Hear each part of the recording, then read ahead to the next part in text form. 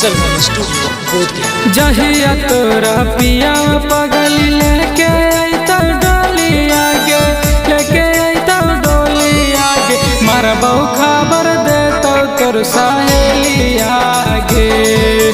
काटिए के मरबौ पगली रेली आगे, मरबौ खबर देतौ तोर सहेली आगे, काटिए के मरबौ पगली रेली आगे।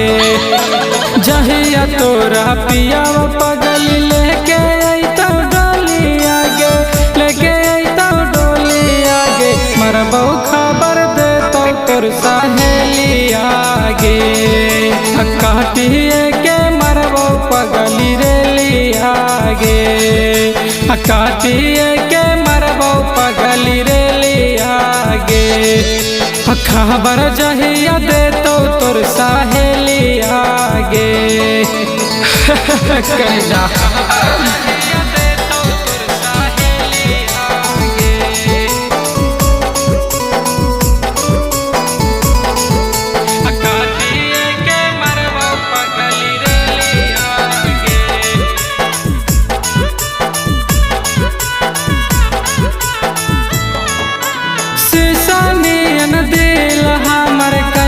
चकना चूर गे आगे मारे खातिर सोना,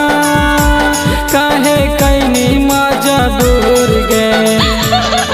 आगे शीशा नियन दिल हमर कैनी चकना चूर गे, आगे मारे खातिर सोना, काहे कैनी मजबूर गे, आगे पगला बन के घुमाबो पगली गाँव टोला गली आगे, गाँव टोला गली आगे, मरबौ खबर देतौ तोर सहेली आगे, काटिए के मरबौ पगली रेली आगे, खबर जहिया देतौ तोर सहेली आगे, काटिए के मरबौ पगली रेली आगे।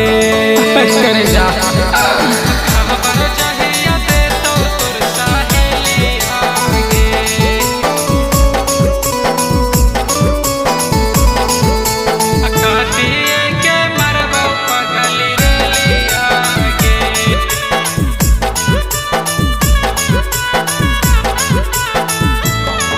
आगे अपना बनाई के सोना सपना बनैली गे, आगे बीट से दीवाना के ससुरा जाइते भूला जाइनी गे, आगे अपना बनाई के सोना सपना बनैली गे, आगे बीट से दीवाना के ससुरा जाइते भूला जाइनी गे, आगे आनंद क्रम बिरवा के पगली मीठा लगता बोली आगे, मीठा लगता बोली आगे, मरबौ खबर देतौ तोर सहेली आगे, काटिए के मरबौ पगली रेली आगे, मरबौ खबर देतौ तोर सहेली आगे, काटिए के